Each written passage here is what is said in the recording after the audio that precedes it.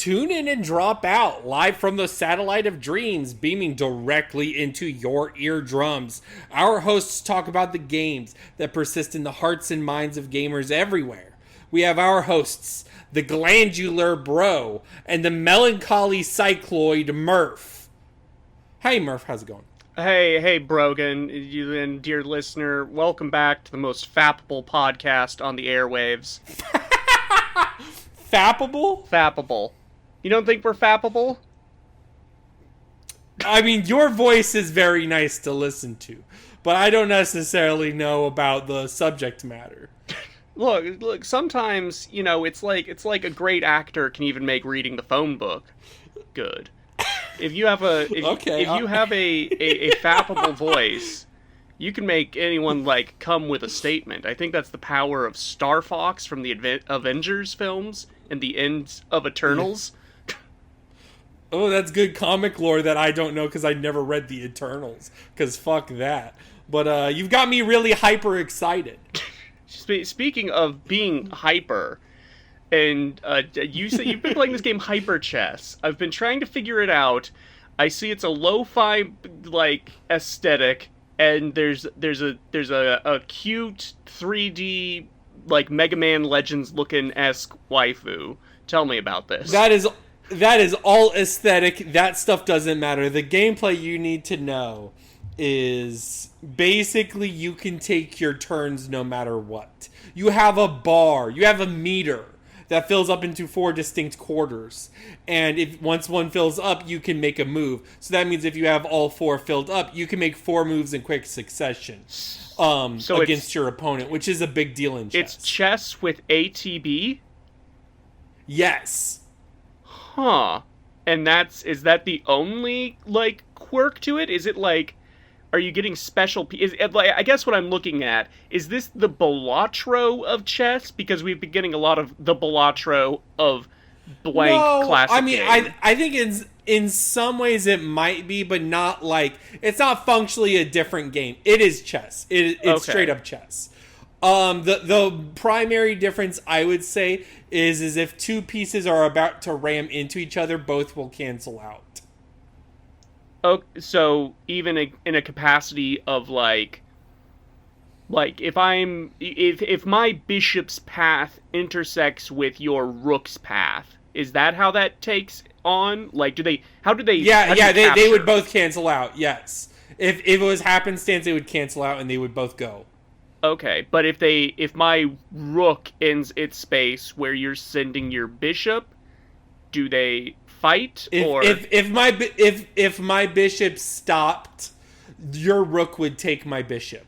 Okay, so there is a bit of strategy with that. It kind of, call back to prior episode when we were telling David about UFO 50, it kind of sounds like that game of Tactics, where... A little bit like that, yes. Yeah. The other thing is it's definitely a thing where the first time you hear ATB chess, you're like, oh shit. The ability to take so many turns at once is very tantalizing. But because it's ATB, there's a little bit of a meter management system of you want to have at least one docket in your bar at all times, just in case the offense is about to do some tricky shit and you need to defensively do something, because otherwise they're just going to take your shit and you have no response for it. So you really have to be careful with meter management. You have to have enough to where you know your plan's going to work. Okay, so does it evolve? Is there a campaign mode, or is it just you jump in and go up against a CPU? There is no CPU. It is all online, which there are people playing because it's a super cheap game. Okay, that's actually important. Yeah, I'm seeing here it's $239 right now, so that's wildly cheap. But online only, that may be a deal breaker for me, but... It is there is a local option, but there's no campaign, and the only progression there is customizable. If you play a ranked match, if you lose, you get $20, and if you win, you get $100, and most things are $75 for a new color or a new chess piece variant. And in terms of game modes, there is the normal chess, and there are different arrangements for variants of chess, but it's all fundamentally the same game. Interesting. I like the kind of Balatro of chess, I feel like that's going to take a little longer to show up, because we had something like we have played multiverse chess, like 5D chess with multiverse time travel, right? And that Yes. is a brain-breaking game, and it's very hard to actually do the strategy with it. It's fun on its gimmick. Yeah. But something like this, doing like a real-time chess, I could see something coming of that. Yeah, I mean, I think the nice part is it's just simple enough to be effective. Mm-hmm. It really doesn't demand a lot of the player other than knowing the basic rules of chess. Okay. And this little chess girly, she's just a mascot? Yeah, she's just a mascot. Her colors are inverted if you're the other color. Okay. That's it.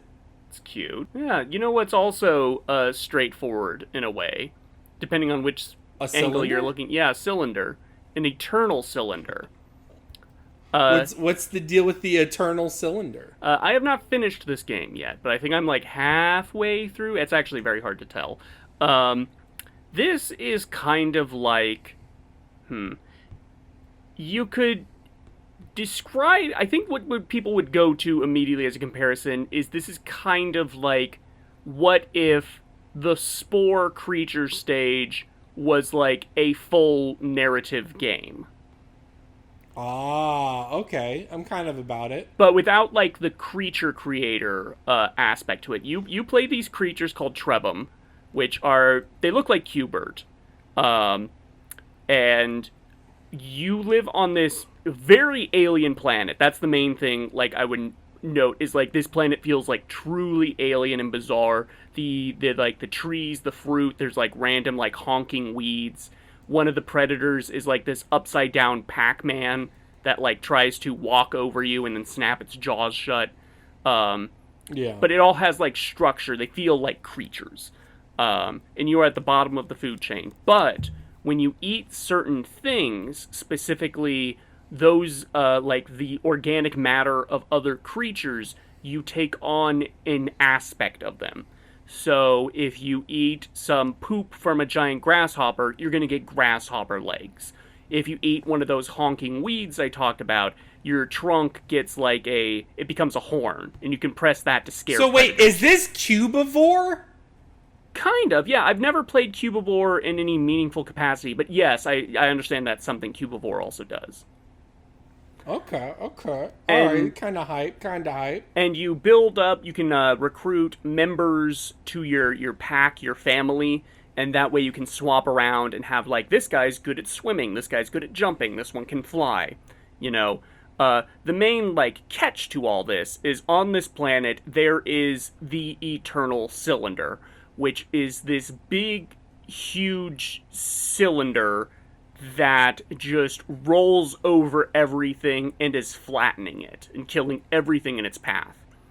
And you, as the Trebum, have the power to activate these towers that will stop the cylinder in its path. So this isn't really a survival game. There's like a food, hunger, water management, but that food's pretty easy to come across. It's just one of those things, like, if you forget to stock up on food, it will affect you. What it really is kind of like a game of levels, where when you stop the cylinder, it will throw up this, like, field. And when you cross that field, the cylinder will start up again. So you want to be ready for, like, the migration to the next tower, the next area. Okay. And there is this narrative aspect to it, where the Trebum have, like, this sort of psychic memory, and they're trying to figure out what the cylinder is, how they can stop it, how they can survive it. There's like a moment I did just briefly where you go over the cylinder and see it has just made a wasteland in its place. And there's also these weird... It's clear that this cylinder was a Pringles can. You may not be far off. I'm not sure, given how the story's going. There's like these weird techno-organic, like, car monsters that will also specifically hunt you down, and they'll take away your evolutions. There is a progression system where you can exchange shiny rocks for upgrades. Honestly, the game starts really intriguing, but as I've played more of it, the intriguing elements have sort of fallen away as I realize more like, oh, this is just what the game is. It's just like you're getting your upgrades, your buffs, in the hopes you can survive transporting from one livable area to the next. And it's easy is the main thing. Like, I keep thinking like, ooh, I need all these different like adaptations. I need to really vary up my pack. And no, not really. Each area has, like, one, like, gimmick to it. Like, this is the area where you eat balloons and float up on gusts of wind to get to areas that you can, like, get food. Or things like that. There's really no dynamic variety. No, and that's sort of like, I do get attached to, like, the various, family members, and they kind of have the instincts of lemmings, where I will be off, like I'm the only Trubum that can filter toxic gas, so I go into a toxic gas cave, and all the other ones just follow me and immediately die. You know. Also, it's also a little like Pikmin. A little bit, yeah. It's a bit harder to recover your dudes when they die, because the same currency you use to revive them or to get new ones is also the currency you use to upgrade your own stats. So there's a bit of give and take there. Oh, so resources are tough. Yeah. There's a bit of give and take there, but you're not always, like, the shrines where you upgrade your stats and the shrines where you can revive Trebum or upload them to the cloud are so sparse. Like, I've only come across, like, 2, and they weren't even in the same area. You know? So, yeah. But adding on to that, like I said, the game is kind of easy, and I'm hoping it picks up in its back half, because it had this really great premise, and I kind of wish it was just an actual sort of open world thing, with this omnipresent threat of this, like, cylinder that's going to come by and wipe everything out, and you have to be, like, ready for that, and to survive it and start again, you know? Yeah. But I'm interested to see it through. My spore-loving heart loves the creature designs, loves the alien planet. I want to see where this is going. I want to see... So it does scratch some of the spore itch, even though it's not really doing the creative aspect. It's doing everything else pretty well. Yeah, and I'm excited to see the next mutation. Oh, the next mutation. Yeah. Well, let me tell you, Murph, the next mutation was the best Teenage Mutant Ninja Turtles show. Is that right? Because it crossed over with Power Rangers in space? Why, yes, it did. No, I'm just kidding. But I did play Shredder's Revenge again for the 50 millionth time. This is actually sort of a belated what you're playing. Sometimes what you're playing are secretly not what I'm currently playing, and instead, I've never talked about this. Mm-hmm. Way back in the American McGee's Alice episode, I covered the original release of Shredder's Revenge. And since then, there have been 2 DLC packs. One of them was Miyamoto Usagi from Usagi Yojimbo series and Kurai, along with a Splintered Dimensions game mode type. And then the one came out like last year was Mona Lisa and Mondo Gecko. And those were just character packs. And I gotta say, these character releases took an already good game and made it a great one. I think all of the DLC characters offer something completely new and fun and make the combat a little bit more complex. I know. When are they actually going to add, like, Venus de Milo, though? Speaking of the next mutation. I've got terrible news. They will never, ever do that. They added fucking Mondo Gecko. Mondo Gecko is a treasured being. I mean, like, they took a lot from the 80s show and other deep cuts. Mondo Gecko is a famous toy. I think his biggest claim to fame was being the toy. Like, he was very popular, and he even shows up in the newest TMNT movie. What is that called? Mutant Madness or something like that? He's one of the characters in there. He's a primary character for the supporting cast there. Okay. let me start with the one I should have done way back when and I never did, was the Splinter Dimensions or whatever. Basically, that's like a roguelike random campaign where you have to just go through horde modes with friends and survive 7 rounds in different game types. And the game types can be really fun. Like there's a Mirage dimension, there's an Edo Japan dimension, there's an 8-bit Game Boy NES dimension. I say that because it's not one-to-one to any particular style, but it is definitely mimicking that era. And there's just a bunch of cool other like eras in that like dimension thing, and you crawl through and you collect different currencies and you unlock different skins. It's super fun. It was a nice little twist to the structure.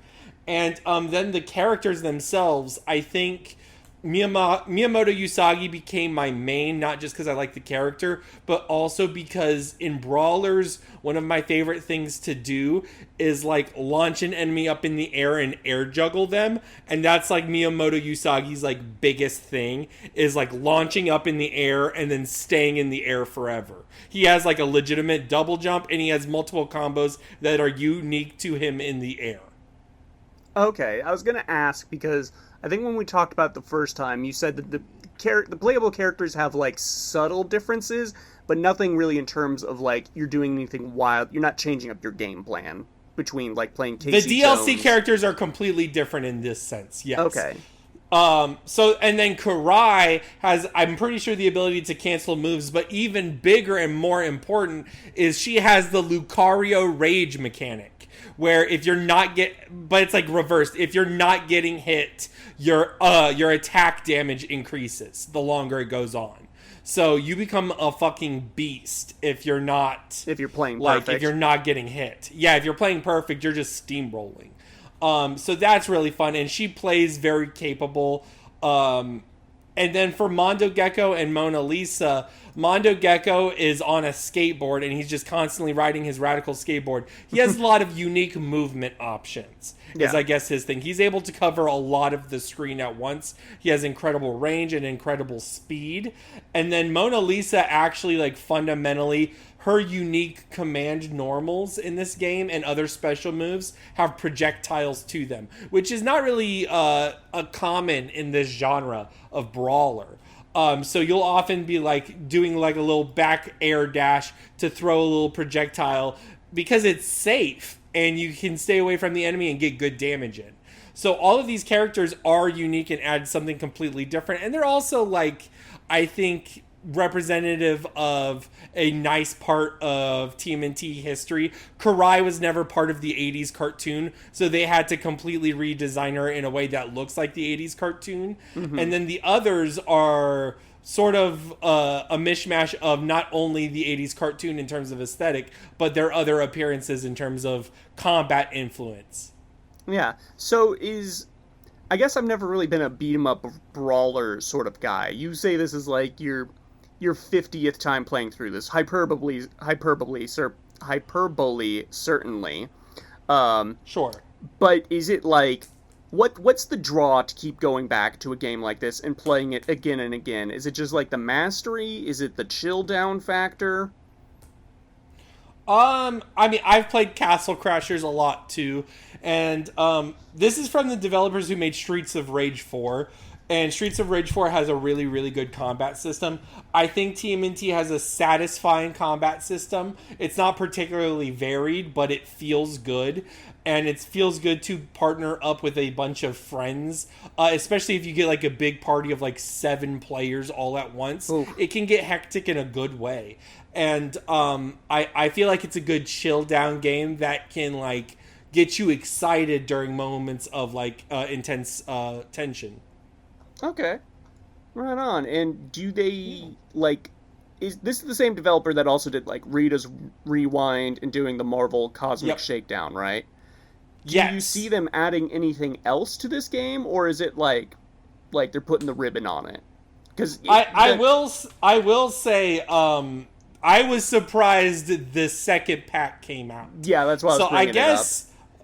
I guess you can never write it off, but it does look like they're focusing on other projects. But if it's successful, it's successful, so they can just keep making more. That's one of the nice things about like the TMNT toys is it's such a perfect IP for like just making up a fucking goober character and then putting him in a box and selling it. Yeah, when are they adding the Cowboys of Moo Mesa? You joke, but one day, man, one day. So they're viable, but Venus de Milo isn't. I see how it is. Yeah, I'm sexist. That's absolutely what it is. I don't have a segue into Project Silverfish. You know, speaking of animals taking on human traits, I've been. I mean, that is the premise. I've been playing Project Silverfish.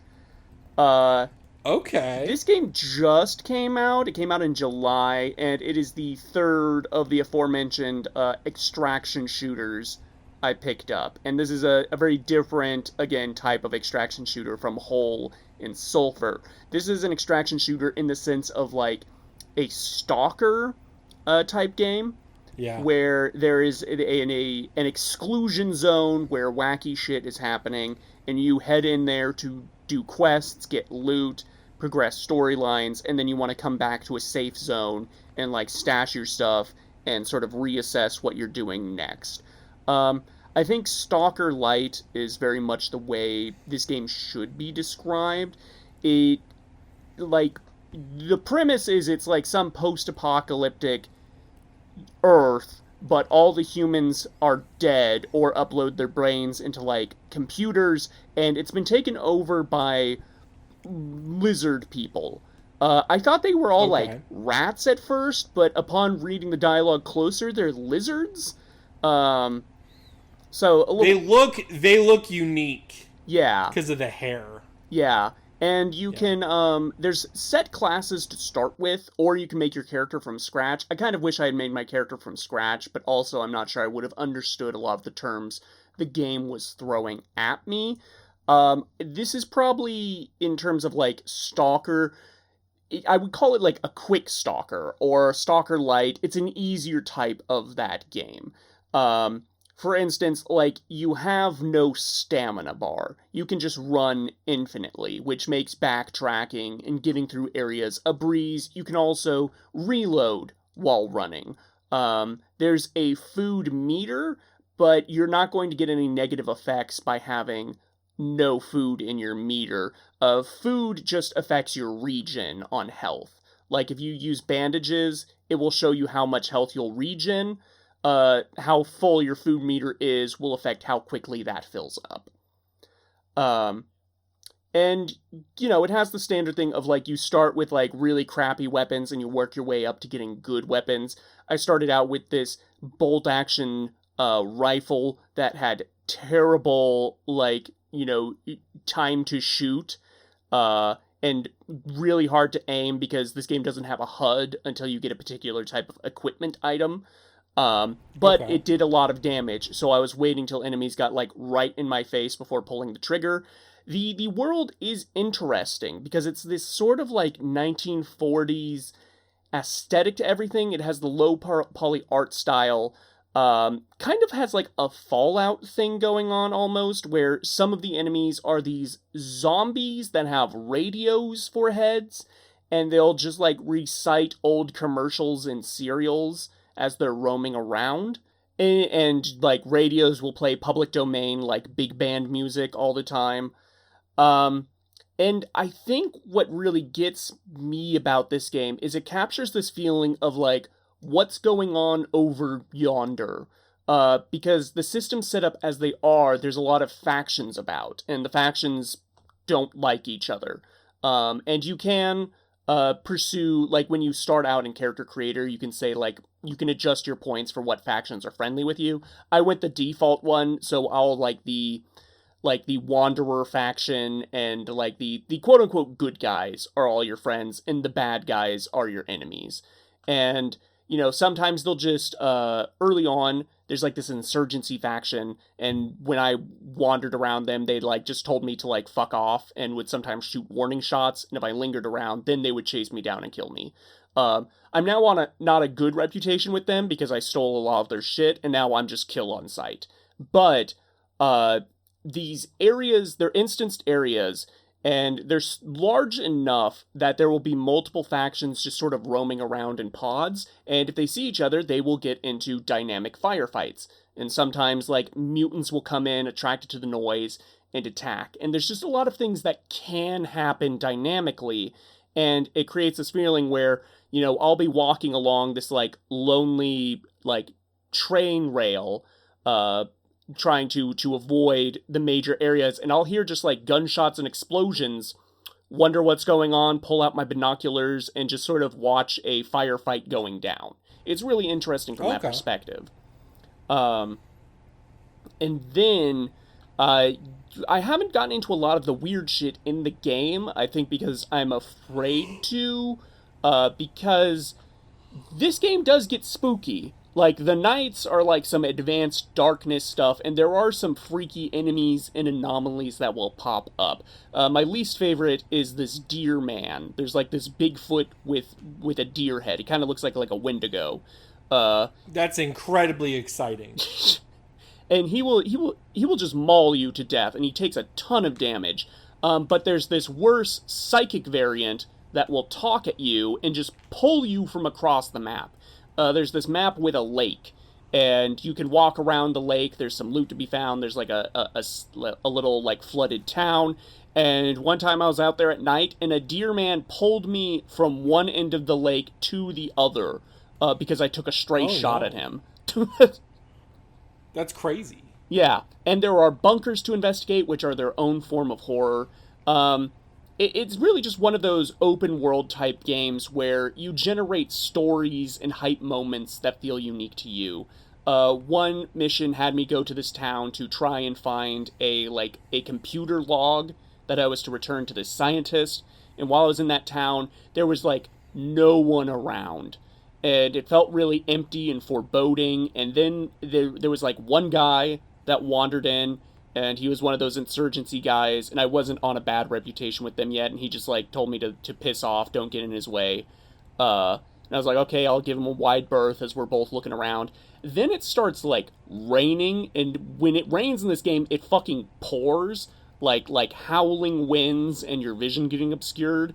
And I'm like, okay, time to... And then this, like, siren starts going off, like a bomb's about to get dropped or something. I'm like, okay, time to get out of here. And I'm, like, going around, zombies start appearing, and I see the insurgency guy, and he, like, gives me the warning shot, like, hey, don't, like, get out of my way, I'm getting out of here. And because of that shot he fired, all the zombies pour out of the houses and start going to him, and I just start booking it, and I hear various explosions and screams behind me. And like I said, you can customize the difficulty. The game is forgiving. If you die, you get to keep 5 items in your inventory, and then also you can do a corpse run and get back everything you dropped. You just have to make it back to where you dropped, which kind of is the struggle with going into higher danger areas, because I believe if you die again, you lose what was dropped. It's kind of like Dark Souls rules. But yeah, I'm really, like I said, it's early access right now, made by one guy, and he wants to, like, right now he's fleshing out more of the faction mechanics to give them, like, proper quest lines and such. There's quest lines in the game, but they're really just nothing more than, like, a job board, where it's like, pick what things you want to do, go out, come back, turn them in for cash. He wants, like, actual narrative quests to them, and I kind of want to see where he goes with this, because I think this is a very good framework to build from. That sounds like a dope game. I may check this out. Would you say this is the best out of the 3 extraction shooters you've played? It's hard to say because of how different they all are gameplay-wise. I think I've had more fun with Sulfur, just in its mechanics, like the sort of more roguelite aspects to it, and building up your arsenal. I feel like Project Silverfish has some mysteries and some good shit that I haven't gotten to yet. So when I've delved deeper into the exclusion zone, maybe I'll come back with a reappraisal. Okay.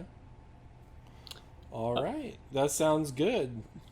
You know, the problem with silverfish is that they're always getting into your garden and infesting your wooden surfaces.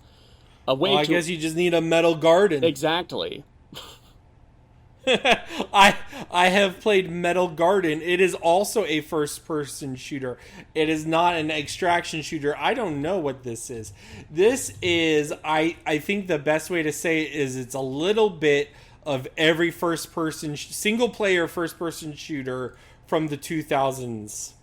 Okay. It primarily plays like the City 17 level in Half-Life meets the Halo 3 level with the interstate, but Savo Highway. There's no there's no vehicles, and it's slow and dark and depressing, and like in an atmospheric way. It's kind of cool.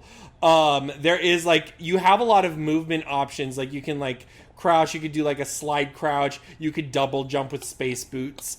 But it also has like this little bit of a tactical element in that when your health bar goes all the way down, what happens is where the bullet landed is going to take out one of your limbs, and the limbs decide certain abilities you have.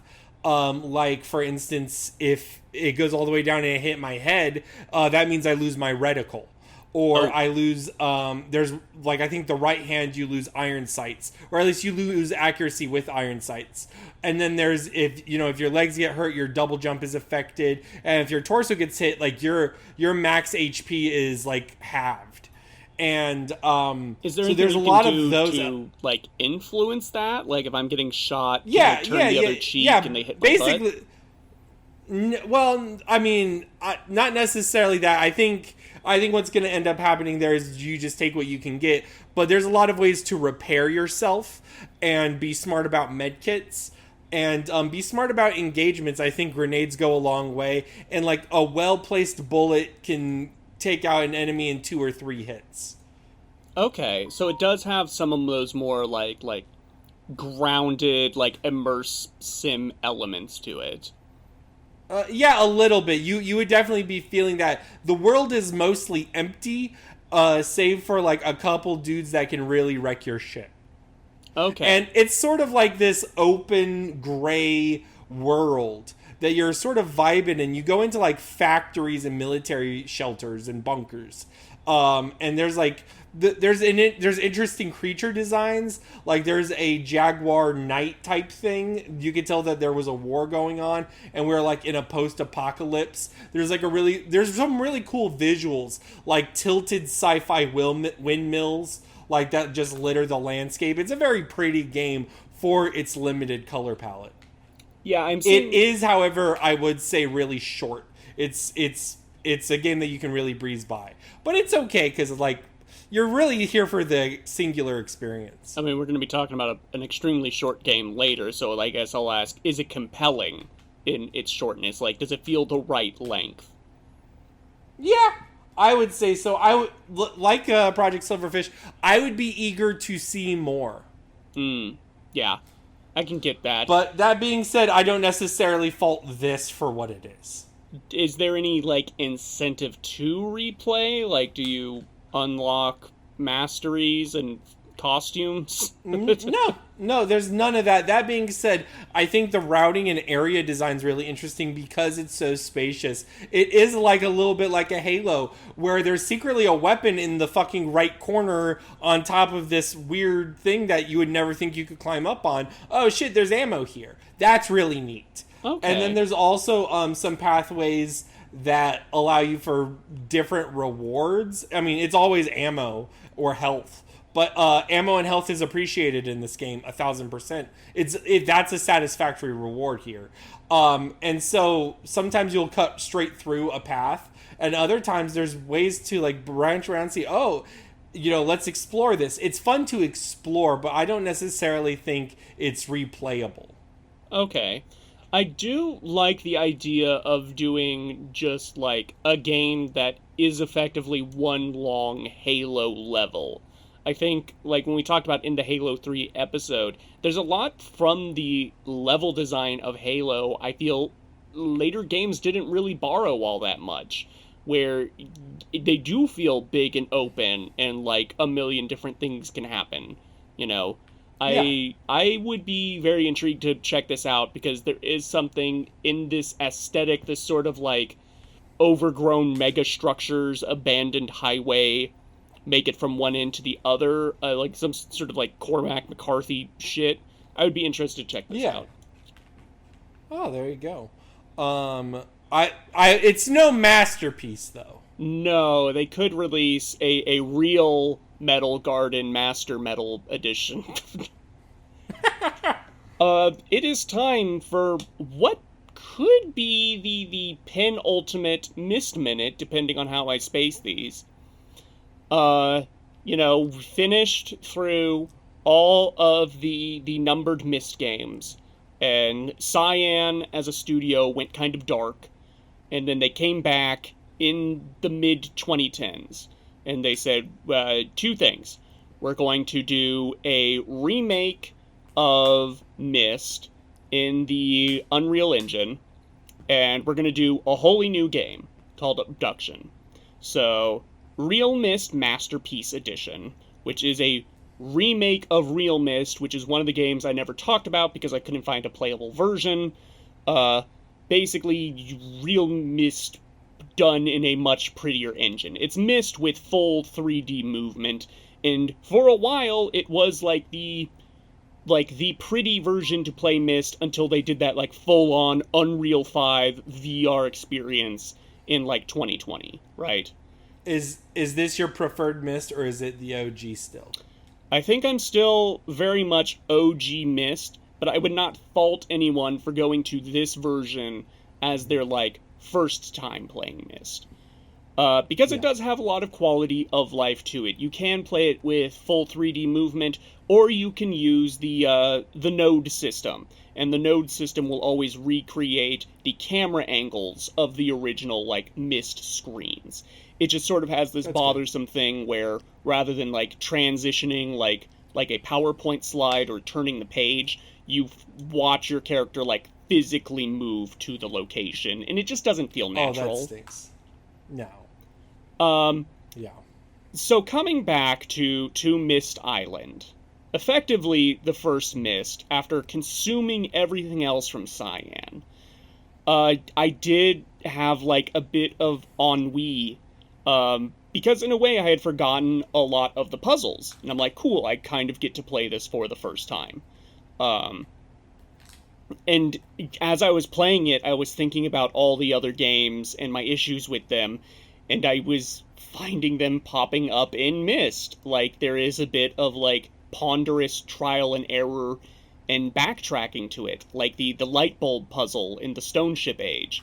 If you don't click the right light bulb, you have to exit that place, go back to the lighthouse, crank the crank, put on the power. Oh, that's so classic. Oh, man. You get, like, the single decimal wrong on that, basically, or he's like, because there's so many of them. That's... Or the piano puzzle in the rocket ship, which I had honestly blocked from my mind. That was trauma. You were PTSD'd from that. That was rough. And the worst thing that could happen when you, like, find a starter in a franchise you really like, and then you watch the rest of it, and you come back to the start, and I asked myself, what did I even like about Myst to begin with? Ouch! You used to love Myst! I did, and then I went back into Atris's library, and I read all his journals again, and it just came back. And I think what all the other Cyan games, excluding Riven, because Riven they were still on their A game with this, but the actual, like, the ambiguity in the world building, the writing, each world is like this story that has its own sort of, like, unsolved question that you, the player, never get an answer to. The feeling of you are coming in at the end of a story that has already been in progress, this great drama that has happened, and you just get to initiate the credits, more or less. It's something I feel the other games lacked, like Myst 3. Those worlds don't have any story to them. They have a kind of narrative arc with their puzzles, but I don't know anything about, like, why they were created, what the characters' impressions of them are, what sort of adventures they've had there. They're literally just, like, classrooms. See, that's so rough, especially to contrast with the ages in Myst and Riven in particular. I feel like that was part of the focused appeal of those first two games. Yeah, and it really helped me hone in on, like, Myst isn't about, like, the puzzles or even the fiddliness with the contraptions. It's about that feeling of liminal spaces. You are a stranger passing through this fantastical, almost like fairy tale-esque realm, you know? And before the series got inundated and with all this lore about the Dunny civilization and Atris's family tree, I think there was something really beautiful about the mystery at the core of Myst. And so when I got to the very end again, it did hit again. And I would recommend Real Myst Masterpiece for people that don't feel they could really tolerate the hypercard gameplay of the original Myst. Because all the elements are still more or less there. There's even, like, some stuff they added in that I hadn't noticed before that's all, like, superficial stuff. But it's references to other games in the series. Like, on Myst Island, they added a gravestone for Atris's grandmother, who is a major character in the books. Oh, that's good. Or in the Channelwood Age, you'll see that Sirius and Achenar, like, carved some symbols that they learned from Brad Dourif in Myst 3. So there's a lot more interconnectivity. Yeah, there's a lot more, like, Easter eggs and stuff where it's like, if they had conceived this as a whole 5-game, like, series, they probably would have put in there at the start. Yeah. But then, that other game Cyan Studios teased, they did a whole Kickstarter for, we are getting back, like, the Brothers Miller. It's not just going to be Rand, we're also bringing in Robin for, like, the first time in forever, because he bounced after Riven. And everything else was kind of Rand's vision. What did he do? Robin Miller did all the music, and he also designed all the visuals. He was actually a 2D illustrator by trade. Oh, so that's huge. And also, what did he do after he left? He just kind of did his own, like, projects. Like, he produced music. He was like, I made so much money, I don't have to play the game anymore. Yeah, effectively. Yeah. Nice. So Abduction. Done in the same engine that they did Real Myst Masterpiece. So this is fully moving around. It has a node system, but I think the node system is there for, like, VR, and the nodes are so close together. Okay. Abduction, the premise is you are transported by this alien artifact onto this sort of, you know how Brainiac will take chunks of planets and, like, bottle them up in, like, bottle cities? Famously Kandor in Krypton. Yes, I know that's what it is. You are in this chunk of a Arizona Wild West mining town, but it's sort of become this habitat for other humans that have been abducted like this, some taken from wildly different points in history, and wherever they are taken, chunks of their environment were taken with them. So there's just, like... No, I was gonna say, I think that's really, like, inspired, because, like, we don't really think about the habitats and environments of the beings we take. So I'm not sure how this pans out in the story or whatever, but it says a lot that whoever abducted us sort of sees us all as the same. Mm-hmm. You know what I mean? And just lumps us all together, so there's a culture mishmash. Yeah, and so, like, one of the first things you see in this Red Rock, Arizona desert is just a normal-ass white picket suburban house with a green lawn and half of a, like, road, like, perfectly circularly cut out and plonked in the middle. And much like original Myst, you are coming in at the end of a story that has been already in progress, and this really great, like, sci-fi premise story where it's not just the humans are mixed up from different places and times, but they come to learn that there are 3 other domes that belong to other alien races that have likewise been abducted, and they make contact and learn about, like, how they can communicate.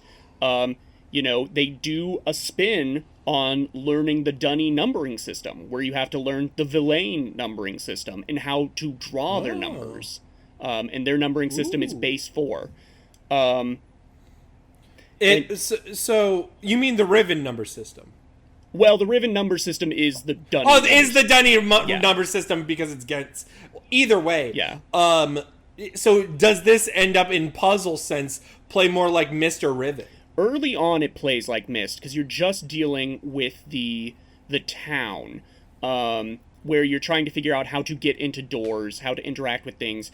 There is an NPC about, but he sort of locked himself in a vault for reasons, and he is played by Robin Miller. And he comes out and he begins with, "Who the devil are you?" Great reference. But the moment you start interacting with the other domes, going to the other alien civilizations, then it kind of becomes a little like Riven in that it's a few puzzles spread out over this wide area, but it honestly becomes its own thing, because abduction is really challenging the player's spatial memory and reasoning. How you transport to the other alien realms are these, like, seeds that will transport, like, a small bubble around them to a different realm. So say you're in the seed you're near has, like, a archway or a bridge next to it. When you transport that to where it's, like, connected to in one of the domes, it will take that bridge with it, and it will leave whatever was there previously swapped with in, like, the human realm. So a lot of the puzzles are being like, okay, what's here? How can I get back to here from a different route to see what was, like, left behind and stuff like that. Yeah. And I could see this game frustrating people with the amount of backtracking, mainly because your character's walk cycle is pretty slow even when sprinting. Honestly, it never bugged me, and it really should, because it has, like, a boss puzzle. It's literally called a gauntlet, where you are just, like, swapping back and forth between these 2 places to construct a maze. And the frustration would probably come in each time you swap. It's a 10-second loading screen. It's a cool effect where everything, like, turns into, like, dots. It's like Wonka vision.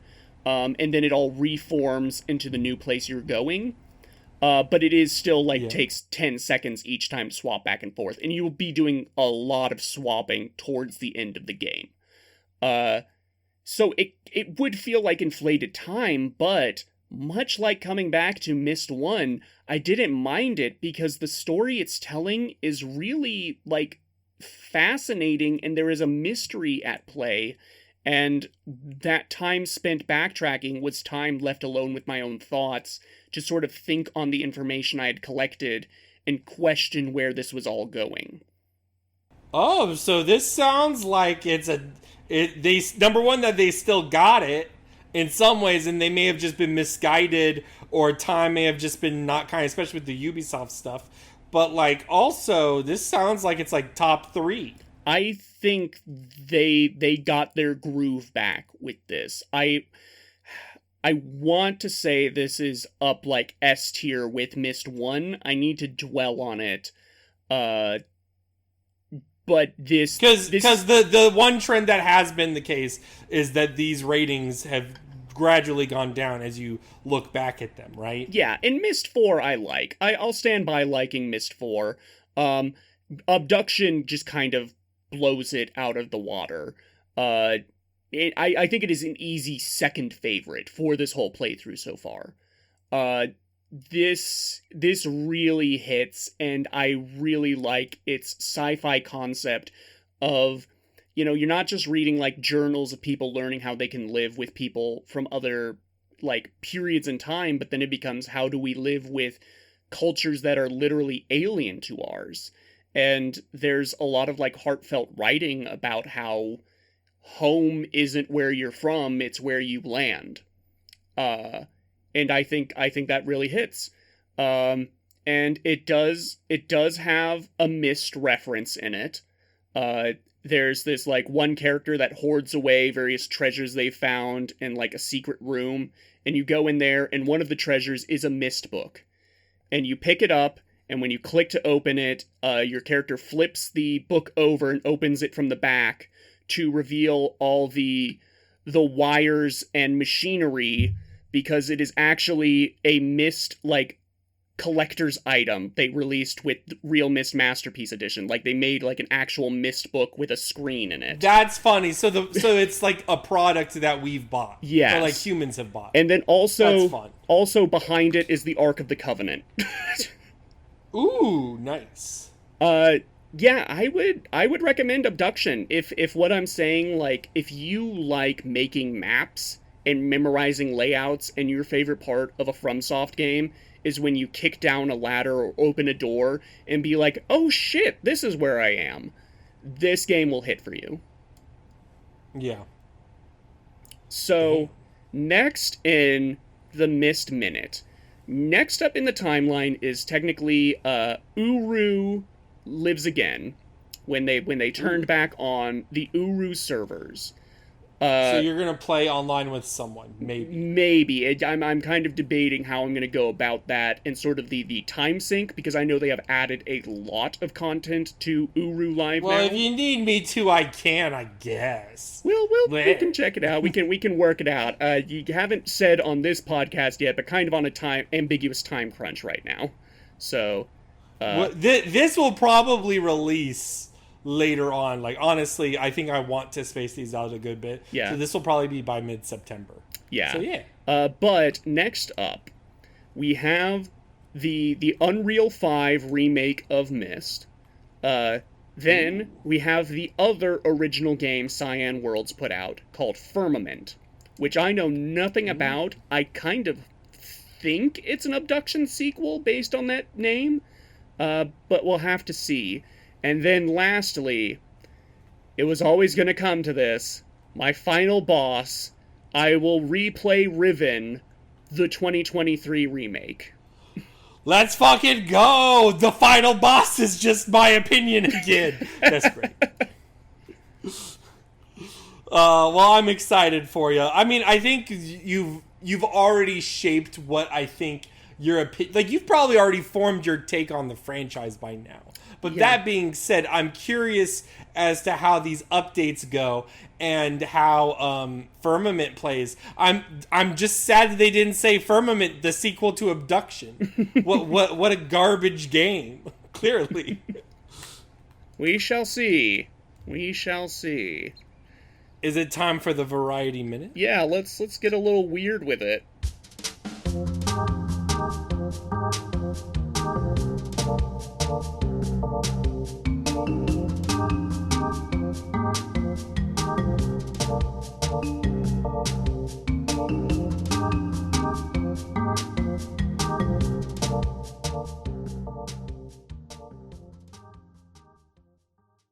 This week's Variety Minute it's a little bit ambiguous. It's punk/weird. Yeah, we're gonna be talking about weird type games, and maybe games with a bit of a punk rock edge to them, because sometimes being weird edges into being punk and vice versa. Like, I wanted to highlight real quick, and I think it'll be an ongoing topic in this, is what is the line, and I don't mean to be like this, what is the line between, I guess, LSD Simulator, let's take that. Sure. Or Dream Emulator, rather. Yes. Is, you can see a lot of Japanese influences in voices, but how weird is that? And how weird is, like, Katamari Damacy? You know? Yeah. Pretty weird. Katamari is on my list because it feels like it is written in a language I do not speak, even though it is written in English, you know? Yeah. Where this is a person's vision. And maybe it's a vision they had while convulsing on the floor and speaking in tongues, but it is a vision, you know? Mm-hmm. Something like LSD Dream Simulator is much more interesting in its conception and its production than actually playing it. I have tried, like, playing LSD Simulator at, like, you know, at the tail end of, like, a party when people are just like, I'm too full of pizza to move, let's just sit on the couch and play a video game, watch a movie. And I've been like, ooh, I know this weird game. I'll throw on LSD Simulator. And it doesn't hit because the act of playing the game is just walking down a bunch of, like, hallways. And sometimes a thing happens. Walking simulators are a big part of this because it's the one thing a walking simulator really has is aesthetic. Yeah. And aesthetic is probably the primary determiner. And total control over, like, the player as the camera, right? Yeah. Yeah. When we get into, like, the Japanese influence, obviously a huge chunk of that is Earthbound, right? Like... Yeah, for sure. Like, I think even our Game of the Week pulls a lot from Earthbound. Yeah, and you know, the first thing you would think of is the psychedelic backgrounds, but it's also the slight adventure game logic in terms of progression of, oh, you need this, you know, you need this hot dog, so this NPC will take it and eat it and leave the door alone. Like that adventure game logic is really present in those games with the heavy accent on comedy, and that emphasis on writing allows an auteur to pop. So Shigesato Itoi's writing in Earthbound really pops because he is a cultured Japanese artist critiquing and internalizing American culture, which has deeply influenced him. Yes, and I feel like sometimes indie devs, what they take from that is, whoa, you can get people talking about your game when, like, random shit happens, right? Like, I think there is a bit of lol so random that infected, like, the indie space when people realized, like, you can get a lot of press by having, like, weird shit in your game. Especially when it became easier to make games. I do think that there was a lot of this in the Flash Newgrounds era, and then once and RPG Maker games. There are a lot of RPG Maker games which are meant to be experimental, like You Mean Nikki or Space Funeral. Like, a lot of these are, and because the only thing you can really experiment with in RPG Maker is the aesthetic and the little cute scripted moments, because the combat and engine aren't very freeing in that way. Yeah. How do you feel about, like, weird as a vessel for comedy, I guess? I remember, like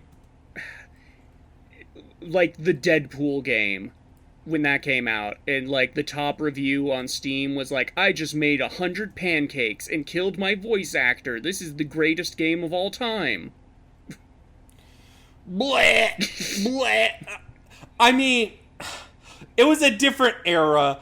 Internet humor was still in its infancy, and I definitely think it infected a lot of that stuff. That being said, I think the most commercially successful / probably best version of this is Undertale. Yes. If we're going to keep talking about Earthbound stuff, like, Undertale is probably the coolest a DeviantArt Homestuck fan could ever do to make a game. Yep, and now Toby Fox is gonna voice the lead character in the Homestuck cartoon created by Vivian. And it will be terrible. It will be the worst thing I've ever seen in my life. From the few times I've heard Toby Fox speak, he does that. I mean, we've all seen the clip of him, like, speaking Japanese, and then he just says English with the most default American voice, right? Like, yeah.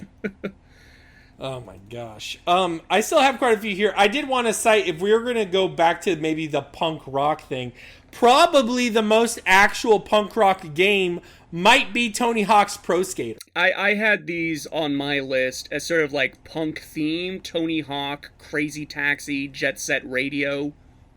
Yep. I think Jet Set Radio is in a nice place because the graffiti aspect is very counterculture and anti-establishment. So it lines up there. Whereas, like, Tony Hawk is a commercial product. You know what I mean? There is no... I mean, like, you could pretend, and maybe the individual skateboarders have their own opinions, but Neversoft did not have actual punk in mind. They just liked skateboarding and music. Yeah, you know? And, like, some of the objectives you'll get in a Tony Hawk map are, like, fucking with authority figures. Like, you know, I forget which map it is, but you have to, like, ram into this cop or something, or, you know, you destroy various appliances at an airport, or things like that. It's probably the one carryover, or like the one common connecting thing between that and, other than, sorry, I guess I had to phrase it right, Bam Margera and the Jackass crew showing up in Tony Hawk's Underground 2. Now, technically, Bam Margera was a skater, so, like, it kind of works, but also, they put in Jackass shit for the sake of Jackass shit. And I feel like the one aspect there is the pranks, the sort of... But it also feels very juvenile at points. I am, in my older years, I am starting to see that the worst kind of human being is a teen or young 20s male. I just have complete antipathy towards them. They all must go, and I was once one of them. Yeah, I understand. You went to, like, higher learning or whatever, and now you're a self-hating white. Oof. You know, I wanted to also... Yeah. Go ahead. Well, just, like, in Tony Hawk, I also want to, like, throw out maybe American McGee's Alice. Only in the sense of, like, I can see that. These are both very much tied to counterculture as a brand. Like, American McGee's Alice is very Hot Topic, and, you know, people will shop at Hot Topic and think they're outsiders, but they're also going to a store in a mall, you know? Much like said in the punk/weird game Disco Elysium, all critiques of Capital end up reinforcing Capital because it subsists on critiques of itself. There is only one. I saw this week and I cackled, but someone made the observation that juggalos have not been fully incorporated and remain counterculture because the barrier of entry is that the music is bad. Yeah. Because it's bad, you can't sell it very well. And because you can't sell it very well, thus the counterculture remains. That's super fun. But I was going to ask you, how do you feel about sort of off branches of punk? Like maybe cyberpunk, or even like a Hotline Miami, where Vaporwave, I think, was a counterculture response during the internet days. And like Hotline Miami is probably a really good example as well of a sort of weird indie game that, you know, escalated its punk aesthetic. Yeah, I could definitely see Hotline Miami fitting into that counterculture angle, especially when we get into like what goes down in Hotline Miami 2, which is much more explicit in its themes. And offshoots like that, like, I have a question on my list here where I say, is Borderlands punk? Ugh. It's Hot Topic punk. We put it on a t-shirt punk. It's the Sex Pistols. Yeah. It's definitely, like, themed, though, right? Because your enemies are always, like, corporations. And sort of you embody this ragtag, diverse group. You know, when we get to, like, punk or weird as a means of, like, being grating, a game like Cruelty Squad springs to mind. Yeah. I think that's a big one. Which I haven't played because it looks like it would give me a headache. It plays like Deus Ex, but deep fried in memes. Yeah. I don't know. Does that do anything for you? Does that feel like a Yeah, statement? yeah, I like it a little bit. It's ugly for sure, but I also think that it's probably it has to be artistically viable. I feel like there's a lot, of statements made with it, and it's interesting. At times, it's more frustrating than fun, but I think that's also part of the point. Yeah. Again, to quote the most fascinating game of all time, Harvester, the thing with grotesqueries is that they linger in the brain, and if the goal of art is to live forever, doesn't that make them the greatest art of all? Yeah, there you go. Harvester's a little punk for sure. Harvester's a little punk. It's a little weird. It definitely plays with the fact that it plays with the genre conventions, right? Where it is this point-and-click adventure, but it's also a point-and-click adventure where you can just, like, murder anyone at any time for any reason, Yeah. I think about, like, a game like Lisa the Painful, which has a music track where they sample Doolin's Grunt from Shenmue and work it into, like, this pump-you-up, like, workout tune. If we want to get like true weird core type games, are you familiar with Robert Yang? No. He makes these like micro indie games. I think the one that got the most coverage was this game where you jack off a stick shift. Ooh. The one I was most familiar with and played was called Succulent, where you feed a man a dreamsicle while dudes in the background flex. And you move the mouse up and down to really feed him. And as you do it faster, things just get weird.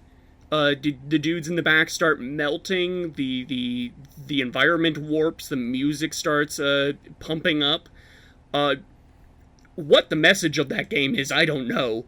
But Robert Yang insists that all of his games have this deep, like, counterculture LGBTQ message. I guess the big thing is like most of these are an auteur thing, or how marketable is weird. Yeah, I think Kojima is definitely an auteur to talk about here, because Metal Gear. I think the appeal of Metal Gear Solid is that it's almost like 90% of the time it is a very standard military AAA type game in story, and then the other 10% is Kojima had an idea for a thing and he can't let it go, so it's getting in the game. Yeah, absolutely. I also want to cite here that there's a lot of itch.io games made by like one person that really are probably at the forefront of this. Obviously, we're talking about one today, but there's like No Skin, which I've mentioned. There's also milk inside a bag of milk inside a bag of milk. These games are experimental and basically like little soapboxes and experiments for the developers themselves. I think itch.io is probably where you can find the most punk. Yeah. And it's telling a lot because some of the most game jam or game collections are in zines, and punk zines are foundational to the movement. Yeah, because that's how you stumble across, like, smaller creators. The whole, like, aesthetic here is that you have no oversight. What you're presenting to the world is your complete, like, vision and id. And it's very hard to market that sort of thing, but zines will snatch it up and present it because they need to fill their content. Yeah. Yep. Got any others? I've got QUQ. Yeah. That's an interesting one. That's a lot of visual novels are also able to do it because again they're able to focus on aesthetic. Yeah. Yeah, there's a bunch. I think about games in like AAA franchises, like the kind of thing where you would see a listicle where it's like 5 normal games with one really weird scene, you know? Yeah. I think about like Twilight Princess a lot in this regard, where the really hardcore fans of Twilight Princess I know in my life are all about the aesthetic of that game and how it's a little darker, it's a little stranger. And I can't really deny that. Like, the first time you meet Zant And Zant is such a weird character, and he has this crazy theme. And everything in that game just kind of feels off kilter, especially if you're coming at it like having played Ocarina of Time or Wind Waker. Twilight Princess has a very different tone, and it's not just that it's like darker in its color palette, it's also that it's just like a weird game. Yeah.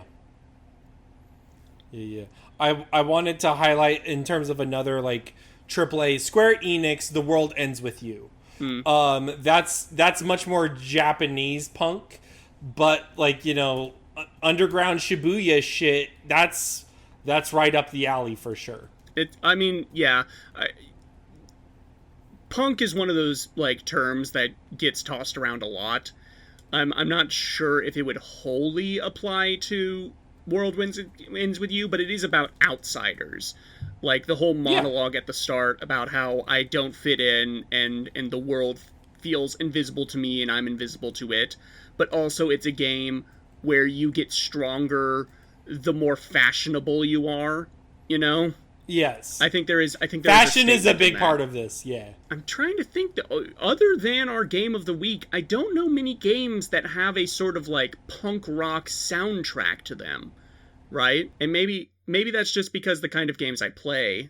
You know, it's one of those things where if it's commercial punk, you would see it in Tony Hawk's Pro Skater, or you'd see it in Burnout. Burnout had a lot of pop punk in it too. But if it's discordant, like, spoiler alert for Hylics, this game's soundtrack is a lot of string plunks and like disharmonious notes, fuzz guitar that work together.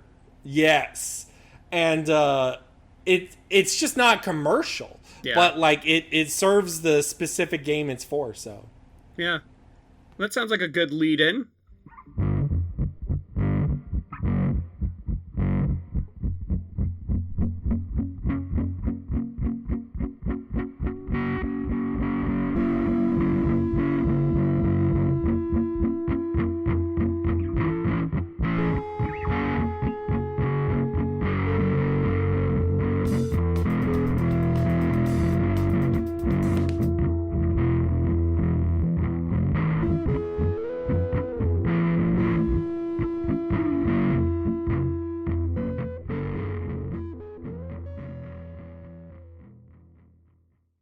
Yep. This week's Game of the Week is Hylics, a 2015 RPG maker game by Mason Lindroth. It is a cult classic RPG, highly praised for its unique aesthetic and nonsensical plot. It is a typical turn-based RPG with probably a focus on spells and buffs, I guess. You play as Wayne, who takes out his life savings of $53 to fight the dreaded Moon King Gibby. He teams up with 3 other party members to find a rocket ship to the moon to kick Gibby's ass. That is, I would say, 80% of the plot, or actually 20% of the plot. 80% of the plot is vibes. Murph, what did you think about the game? This is my first time playing Hylics. I didn't really know it existed. I've seen Wayne drawn a lot. My first thing I want to do is offer condolences to the creator of this game for having their game come out like 3 weeks after Undertale. Yeah, that's a rough one. The word I would use to describe this game is unfortunately a word it cannot reclaim. I would say this is a Sonic game. And Sonic is in sound. This is an auditory game. The visuals of this game feel like if you fed the music into some sort of machine that would turn them into a visual, you know. Yeah. It does really feel like you're just kind of listening to a jam band kind of warm up and freestyle a little bit. And that's kind of how the gameplay is too. I have a few bugbears with it, but it's hard to complain about when it's $3 at 3 hours, right? Yeah. Yeah, I mean, there are problems with this game, but I also think, I guess we're just going to get into it. I think the gameplay of this game is both good and not good. I think that you could look at a specific encounter and pick apart what makes it great. Like, for instance, the basic attack is a snap. Yeah. And it's literally like a glove snapping, and it's so fast. Like, if you're just mashing the button to tackle, you can get it done fast. And that's so satisfying, and it's very responsive. But also, the game is incredibly difficult if you are grinding in that combat way. You don't get real XP for those combat encounters. In fact, I would say you're most encouraged to ignore combat whenever possible, unless you are able to get another party member. Yeah. Well, your form of progression, again, going back to Harvester, you have to get meat, right? Yeah. Meat is very punk, Murph. Yeah. Because when you kill guys, they drop meat, and when you die, you can throw the meat you have into a grinder, which will raise your flesh, which is your HP. It kind of feels like a lot of this game is playing with the rhythm of a turn-based RPG like this, but just sort of it's kind of Mad Libs-esque, or I forget who this was. There was this comedian that was talking about, like, the moment they realized they could be a comedian. And it was like they were in the first grade, and they had a project. Everyone had to come in and tell a joke. And they didn't do their homework.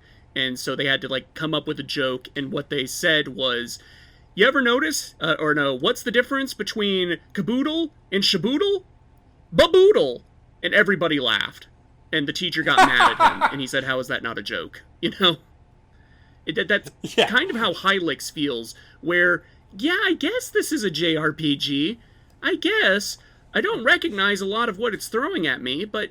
To be clear, it doesn't label itself as an RPG. Yeah. It labels itself in-game as a, what is it?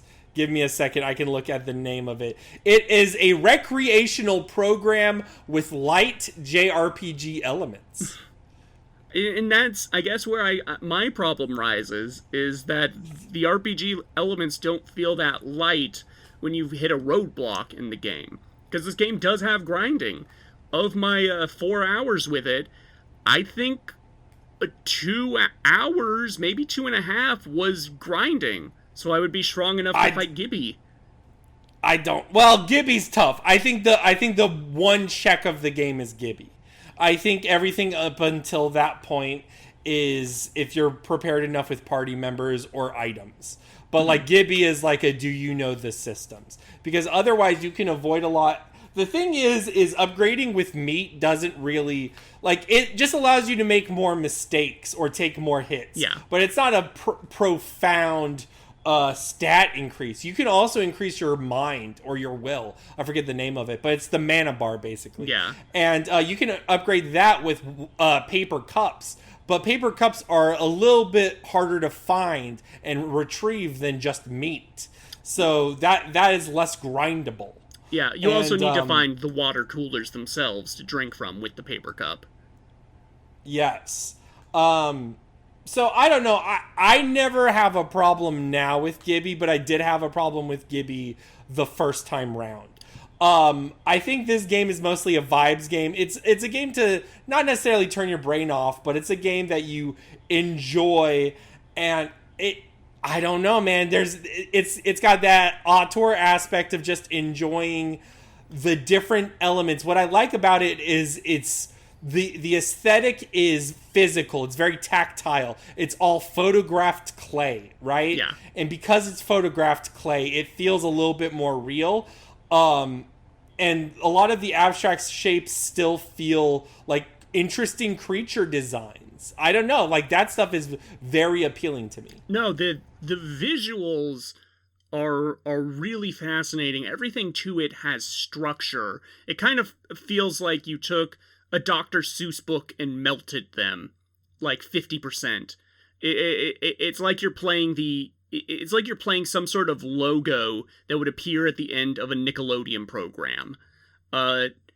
It's and even when you're grinding, like I said, this is a Sonic game, so when you're just like mashing attack because you can get through these enemies without strategy, the attack sounds kind of meld into the backing track, and it's like, I think your default attack is accompanied, it's the snap, but there's also like a snare drum, and that just kind of feels like how in the background the music sounds like a jam band warming up. That just kind of sounds like the drummer just hitting his snare for fun, you know? And it just like really feeds into itself like that. Well, let's build a path. What were your initial thoughts? How'd you get your bearings in this game? Because let me go ahead and paint a picture for the viewer as you're getting your bearings.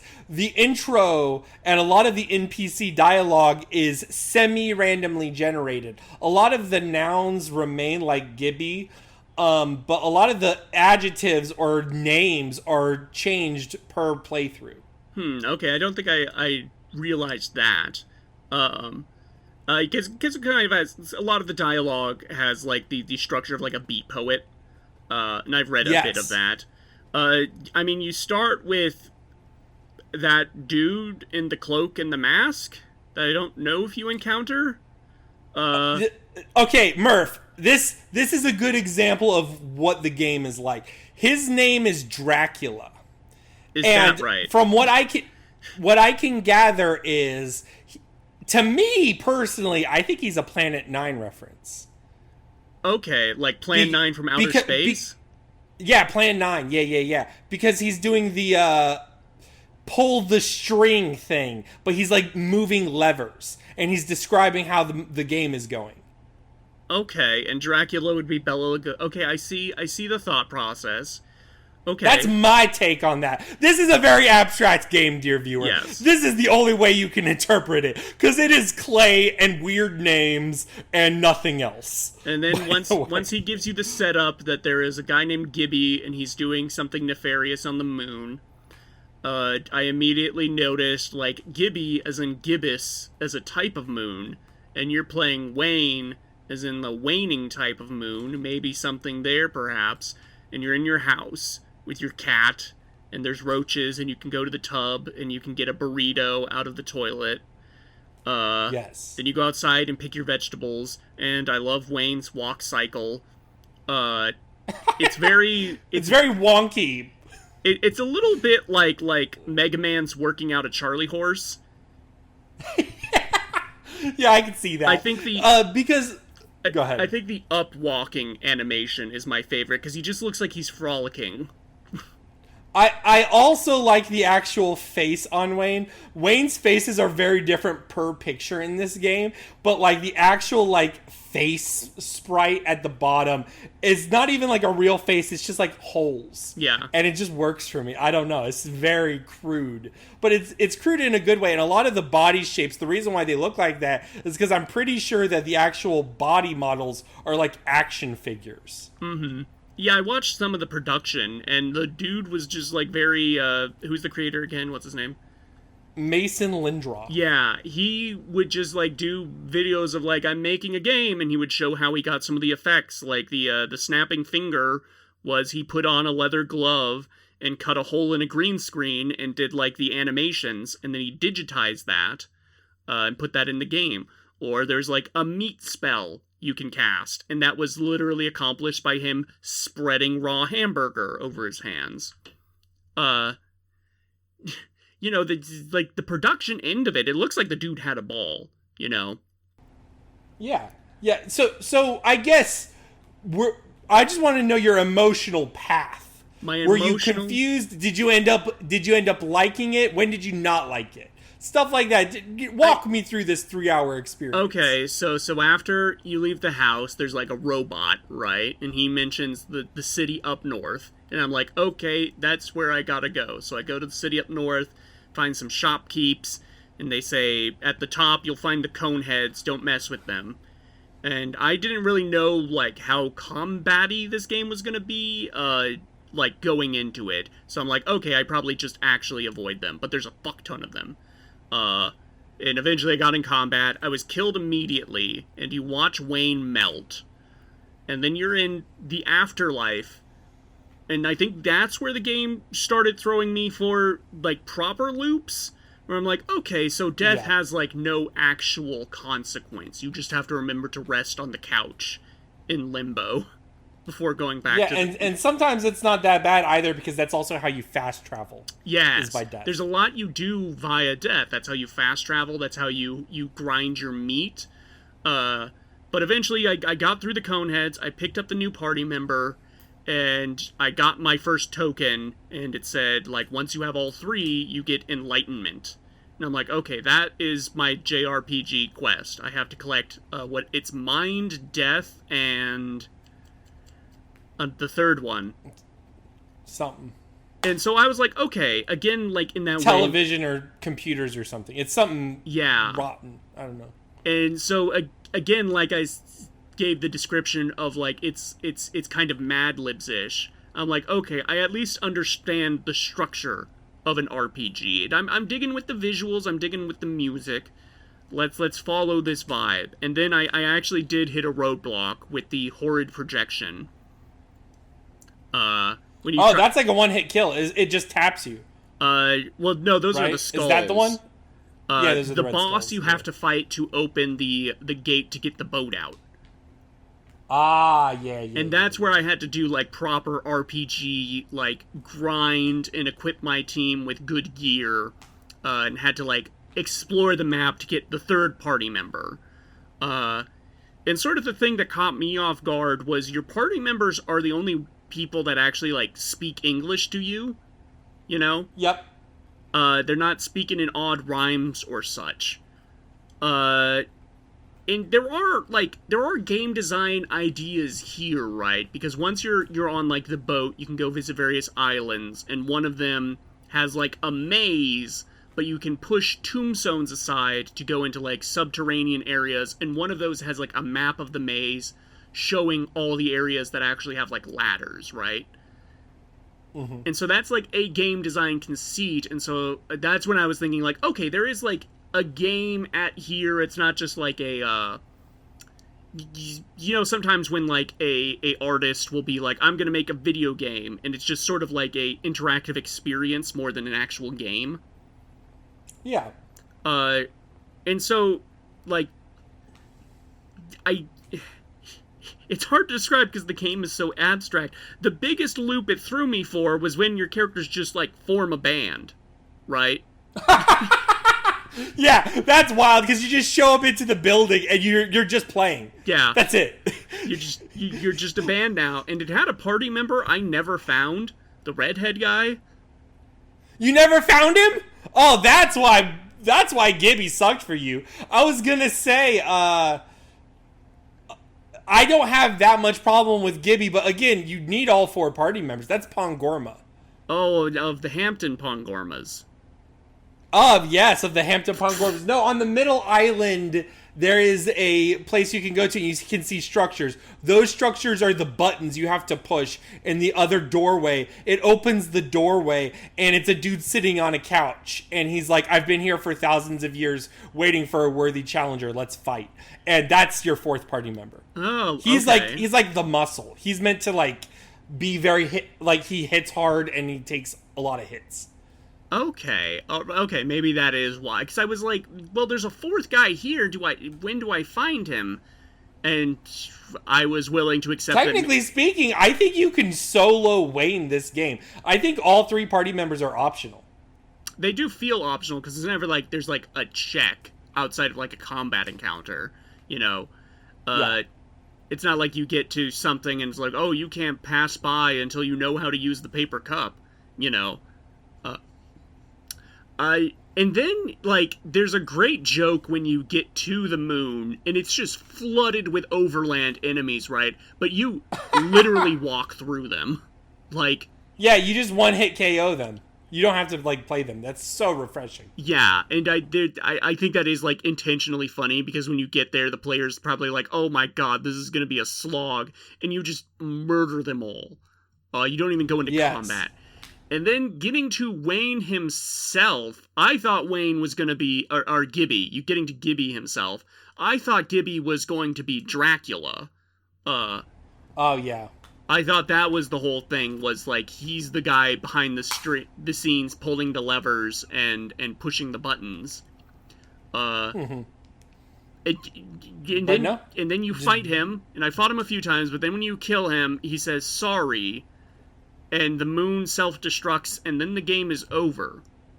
And I was kind of left with a feeling of like, well, now I gotta play the sequel, right? Do you have to? You don't have to if you don't want to. I guess I was just like left with like this feeling of it's the knowledge that there is a sequel, right? Mm-hmm. If the game had left me with like this ambiguous feeling, I would have been like, okay, that's intentional. It leaves you with this ambiguous feeling. But the knowledge that there is a Hylics 2, I'm kind of like, okay, I want to get, I assume, some extension of the narrative, unless Hylics 2 is just very much its own thing. No, I think it is an extension of the narrative. Gibby comes back, and you have to stop Gibby from coming back. Okay. He's trying to get his own spin-off show with a weasel. I think it does do some... It clarifies some things that, in retrospect, make it more obvious in this game. I won't talk about Hylics 2 too much, but like a good example is the randomly generated text dialogue is meant to be called gibberish. Like Gibby. I see. Like, yes, gibberish, kind of. And it's like they're under the influence. I think this game is a little satirical towards JRPGs. I think, and this is like, I don't know about your experience with JRPGs, but sometimes when I play like a Dragon Quest or a Final Fantasy and I walk into a town and I click on the NPC and he says something, it might as well be useless to me. Yeah. Half the time it's just like nothing. And they don't feel like real people, and I think this game is playing on that concept. Yeah.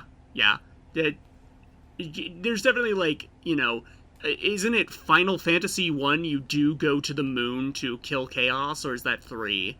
Oh, I don't remember, but yeah, I mean, this is a very JRPG thing of 4 friends teaming up to kill God, basically. Yeah. This is that game. It's just very abstract in that.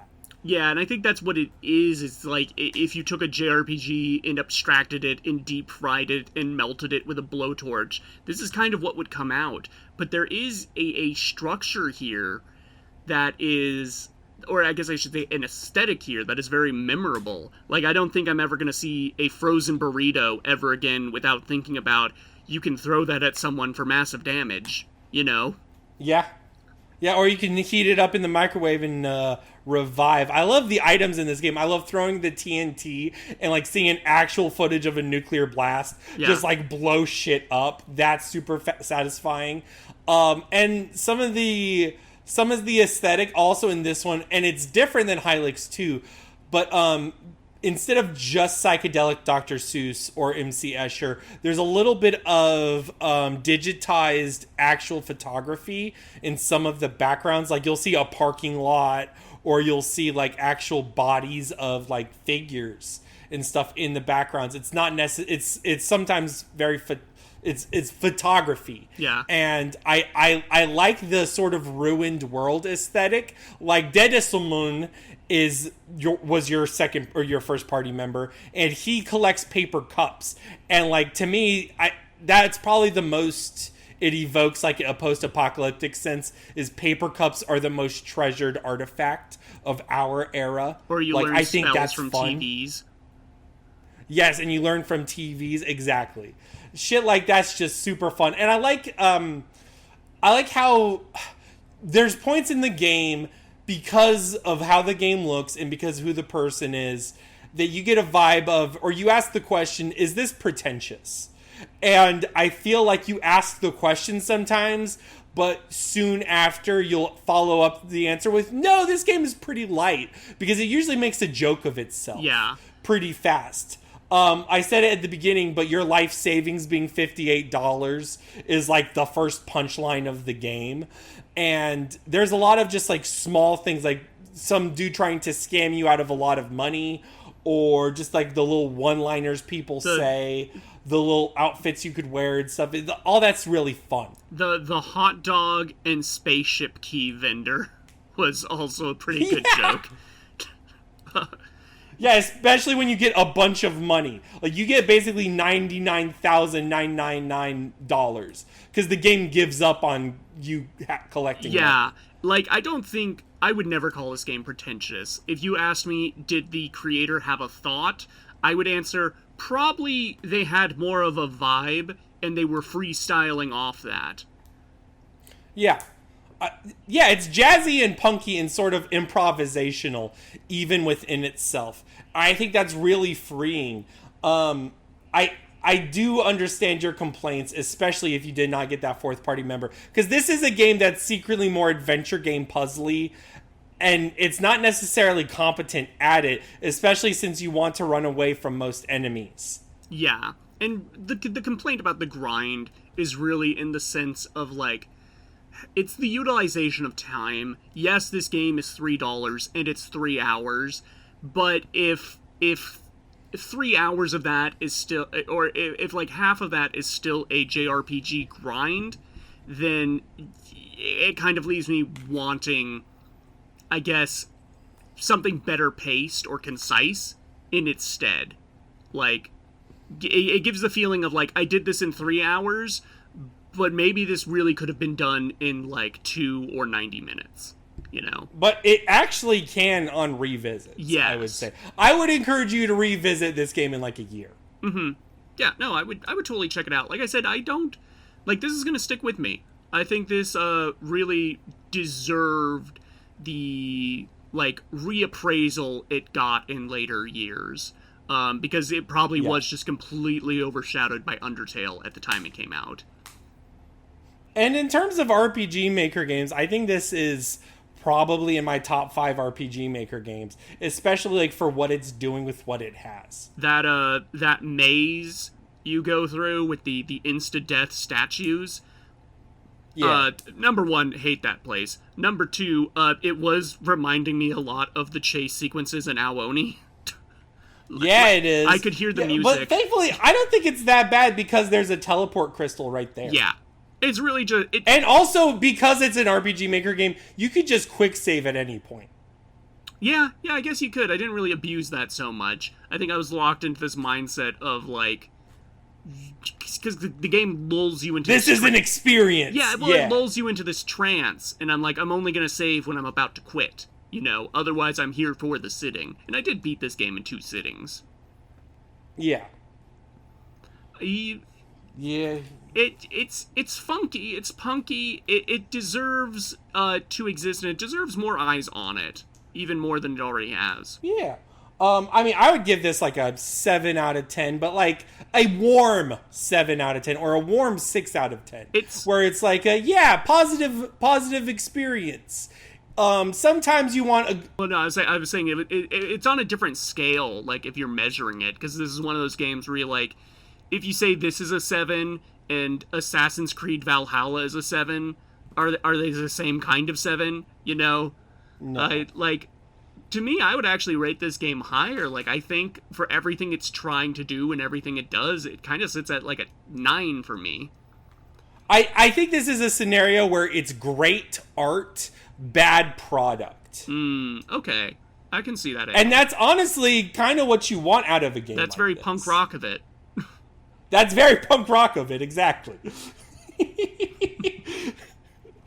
I'm trying to think of other things. There's like a couple other boss fights in the game, like the big crab boss guy. Yeah, that's how you get money. That's how you get the money. There's just random ones. Oh man. I liked coming back to Wayne's house and his cat keeps having babies.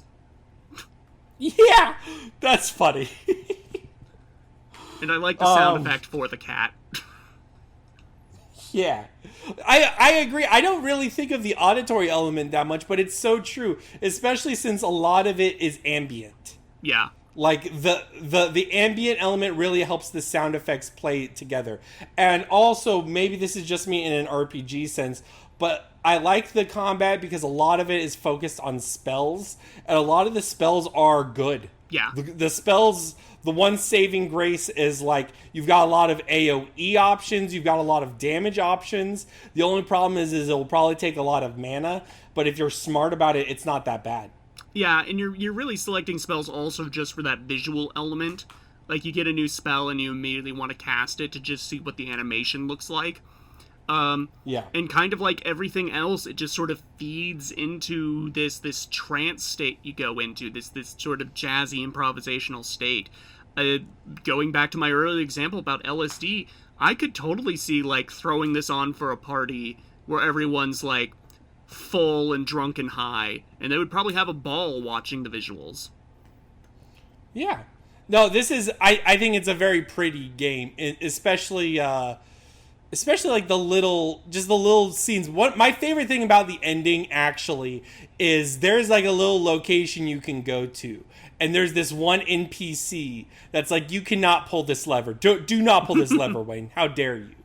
And the very, very end of the game is you crash land from the moon exploding, and that dude is dead. You've killed that guy. He's murdered. But the lever is still there. So finally you pull the lever and it's the end. And like that is such a conventional way to like, I don't know, but like it works. I don't know why. No.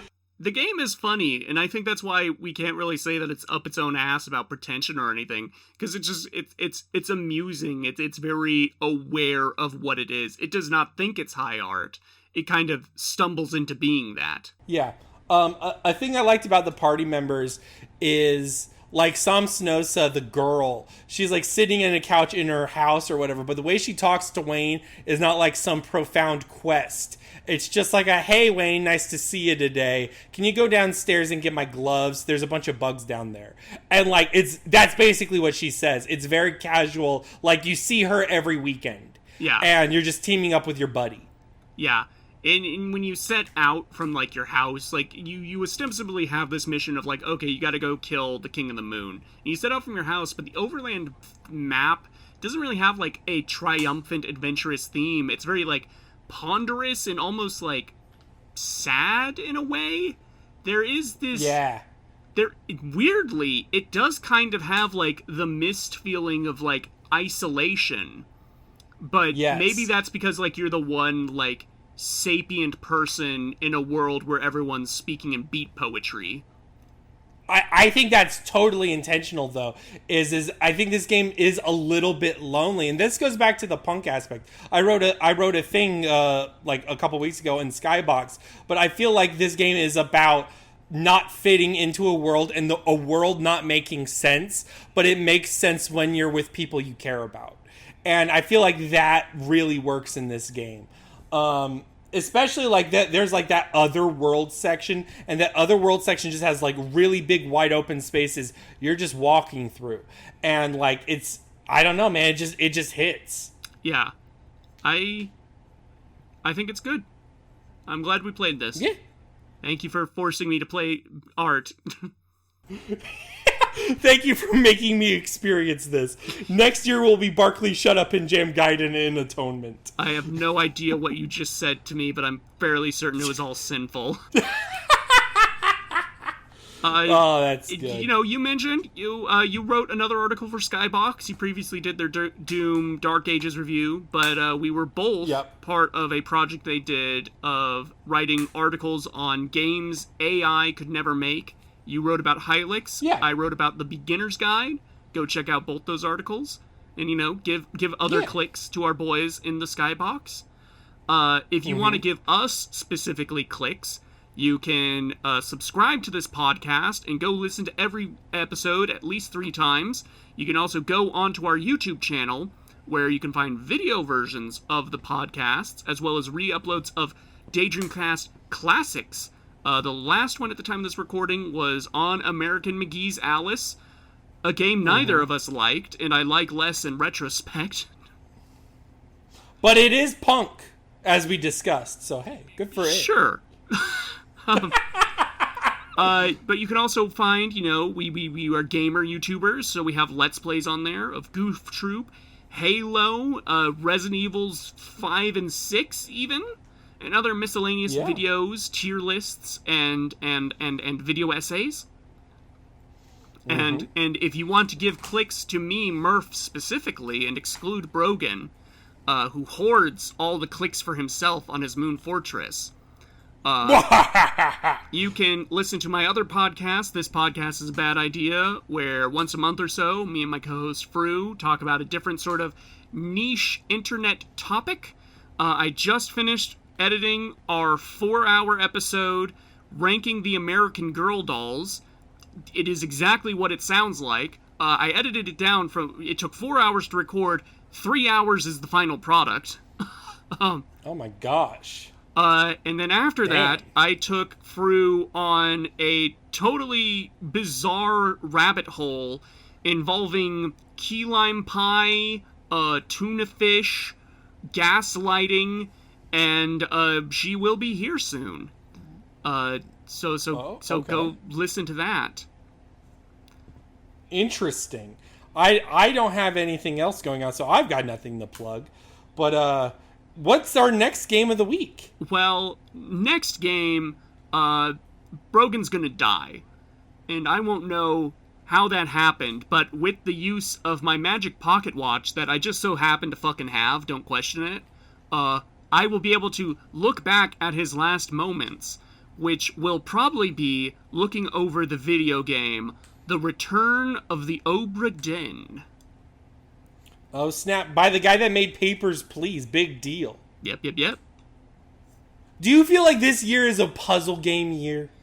It's kind of been a little over the place. I think our last couple entries have definitely been puzzly, and definitely with the Myst Minute, there's been an over feel of puzzles, but it's also just been kind of the year of us playing like big 40-hour like games and RPGs. Yeah, we said like 2 years ago that was the year of the RPGs. It's like, no, this is the year of long shit and like weird shit. Yeah. It's a very complex year. We are good enough, we are long, we're weird, and we are highly fappable. That is the Daydream Cast promise. That's what it's all about.